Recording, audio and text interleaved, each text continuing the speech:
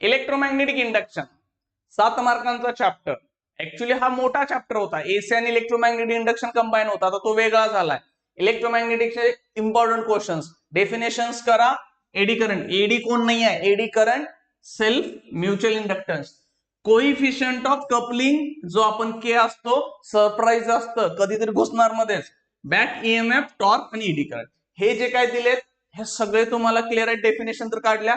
त्याच्यानंतर Faraday सरांचे lodge आणा, Lenz law आणा.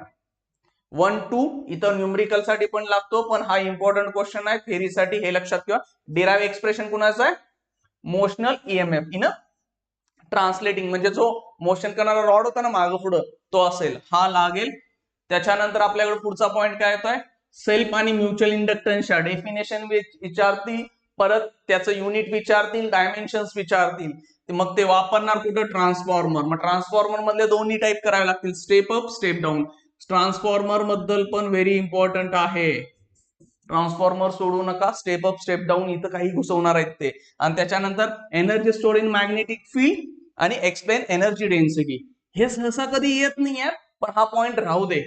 मी प्रत्येक क्वेश्चनवर तुम्हाला 10 ते 12, सॉरी प्रत्येक चॅप्टरवर 10 ते 12 क्वेश्चन्स देतोय, तेवढे तरी ऍटलीस्ट करून जायचे पेपरला. डिटेल क्वेश्चन्स पाहिजेत 150 टेलिग्राम चॅनल मध्ये पीडीएफ दिलेले आहे, किंवा सगळे PYQs आहेत, इम्पॉर्टंट क्वेश्चन्स आहेत, ते सगळे तुम्हाला मी देतोय कशामध्ये, मोबाईल ऍप्लिकेशन मध्ये. ते बघून घ्या, व्यवस्थित अभ्यास करा.